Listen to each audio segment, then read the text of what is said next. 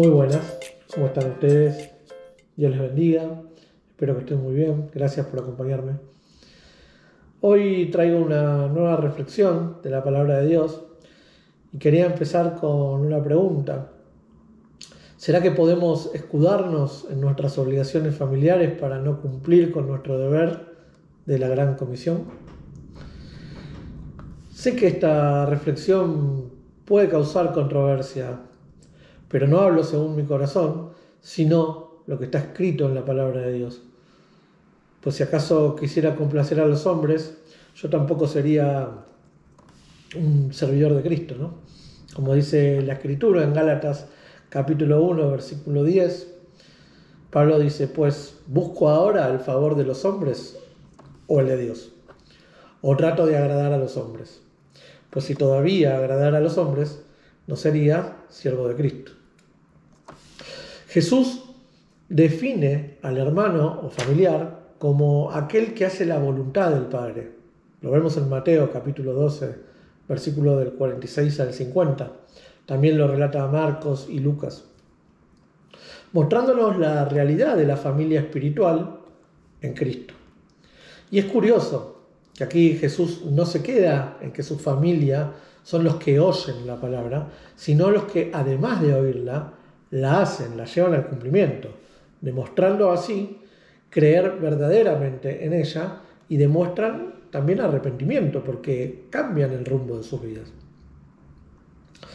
En Mateo capítulo 25, versículos del 31 al 45, Jesús enseña a hacer bien a los hermanos en Cristo como un servir a Cristo. Si bien dar limosna y ser movido a piedad y a compasión por todos es un sentimiento y un fruto cristiano, como dice Efesios capítulo 2, versículo 10, Pablo dice, porque somos hechura suya, creados en Cristo Jesús para buenas obras, las cuales Dios preparó de antemano para que nosotros anduviéramos en ellas.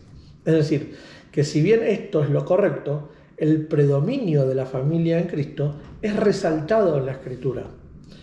Gálatas capítulo 6, versículo 10 dice, así que entonces hagamos bien a todos según tengamos oportunidad, y especialmente a los de la familia de la fe. En cuanto a las ofrendas, al cuidado y la preocupación por las demás congregaciones, las cartas de Pablo dan buen testimonio de ello. Por ejemplo, en Corintios, ¿no? 2 Corintios capítulo 8 habla de estos temas.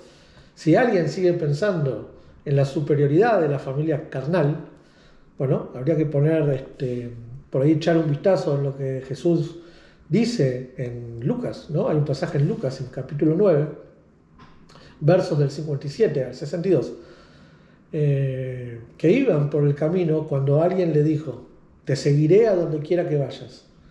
Jesús le contestó, las zorras tienen madrigueras y las aves tienen nidos, pero el Hijo del Hombre no tiene donde recostar la cabeza. También a otro, Jesús le dijo, sígueme. Y este otro le dijo, Señor, primero déjame ir a enterrar a mi padre.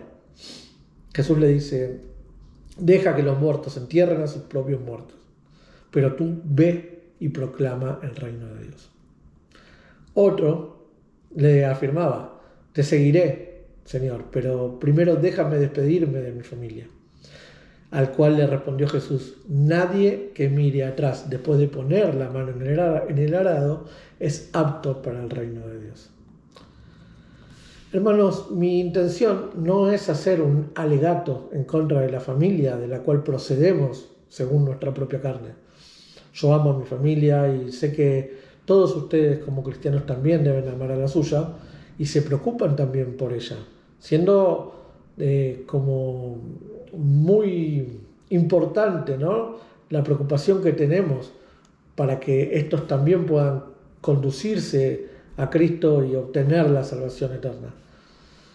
Pero siguiendo el ejemplo de Cristo, que ante la necesidad de la sanación del paralítico, ¿se acuerdan?, le mostró su primera necesidad, que era la de alcanzar perdón para sus pecados, ¿no? En Mateo capítulo 9, versículo 2. Lo que quiero resaltar son las palabras de Jesús en cuanto a que no podemos escudarnos en obligaciones familiares. para no cumplir nuestro cometido de proclamar y extender el reino de Dios. Respecto a esto mismo, resalto el versículo 60 del pasaje mencionado. Pues Jesús no le dice ven, sino ve. No era simplemente una enseñanza para su tiempo, ni estaba referida únicamente a acompañarlo a él en su ministerio en la tierra, sino que sigue siendo totalmente válida hoy, igual que toda su enseñanza. Santiago también dice que si alguno tiene con qué suplir a su hermano al que ve en necesidad, lo haga y no sea egoísta, dejándole simplemente con el buen deseo de que su necesidad sea suplida por Dios. Dándonos a entender que Dios nos ha dado no solo para nuestro disfrute y deleite, sino también para compartir con otros, glorificando así a nuestro Padre que está en el cielo, y de la misma forma nos habla Juan en su primera epístola. En Primera de Juan, capítulo 13, Primera de Juan, capítulo 3, versículo 17. Hermanos, ¿se acuerdan de la expresión, ¿no?, de los unos a los otros? ¿No? Se repite muchas veces en las Escrituras, ¿no? Esto ciertamente atraerá a personas a querer beneficiarse, no buscando a Cristo, sino solo los beneficios de su comunidad. Para ellos tenemos la advertencia de Ananías y Zafira, quienes cayeron muertos por querer engañar al Espíritu. ¿Sí se recuerdan en el relato de los Hechos? En el capítulo 5, versículos del 1 al 11. Ahí encontramos qué es lo que pasó con Ananías y con Zafira, ¿no?, por querer engañar a Dios. Y las palabras que Pablo deja en relación a la Santa Cena, que aquellos que hacen un uso trivial de las cosas sagradas, ¿no? Debe prevalecer el temor a Dios, como un Dios vivo que no dará por inocente al culpable, sino que cada cual responderá ante él por sus propias acciones. Uno puede decir lo que quiera, hermanos, pero las obras nuestras hablan más fuerte. Debemos obrar en consecuencia con la fe que decimos profesar. Generalmente, para oponerse a esto, muchos pueden citar 1 de Timoteo, capítulo 5, versículo 8, que dice que porque si alguno no provee para los suyos, y mayormente para los de su casa, ha negado la fe y es peor que un incrédulo.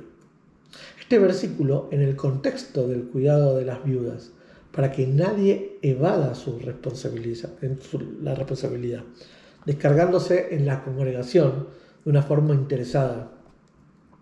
Si alguien hiciera esto, obviamente su forma de actuar indicaría que para nada es un cristiano. Y Pablo dice que es peor que un incrédulo, porque muchos incrédulos, aún en esa condición, actúan correctamente para con los suyos. Debemos recordar que Jesús nos dice, también en el libro de Mateo, en el capítulo 5, dice, porque os digo que si vuestra justicia no fuere mayor que la de los escribas y de los fariseos, no entraréis en el reino de los cielos. Pero que nadie ose invalidar el mandato de Dios, ¿no?, apoyándose en su responsabilidad para con los de su casa. Dios conoce a los corazones de cada uno de nosotros y conoce las verdaderas intenciones de nuestro corazón. Y no nos corresponde a nosotros, ni a mí, ni a nosotros, como cristianos, como simples mortales que somos, determinar estas cosas y determinar juicio de condenación, ¿no? Porque la misma palabra nos exhorta a no hablar de esta manera. Hermanos, hasta acá quería compartir esta reflexión. Les agradezco muchísimo el tiempo que se toman para ver estos videos. Les pido que si pueden compartirlos, si pueden animar a otros con estas cosas, porque es la voluntad de Dios para nuestra vida. Y es muy importante que en estos tiempos que corren podamos ser luz y sal, como dice la palabra que debemos ser nosotros los hijos de Dios. Los tiempos son muy malos y hay gente que está muy necesitada de poder escuchar el Evangelio. No pongamos excusas, hermanos. Recuerden que Dios no puede ser burlado, ya que Él nos conoce más que nosotros mismos. Encarguémonos de sembrar en otros la palabra de Dios y así cumplir con nuestro mandato, para que cuando venga el Señor por nosotros, y sabemos que no falta mucho, nos encuentre como aquellas vírgenes prudentes que cuando llegó su Señor las encontró velando, esperando por Él y con su lámpara llena de aceite. Dios les bendiga mucho, espero que sigan bien, bendiciones. Si crees que este contenido es de bendición y crees que pueda ser de bendición para otros también, te pido que le des like, que te suscribas a este video y lo compartas. Muchas gracias.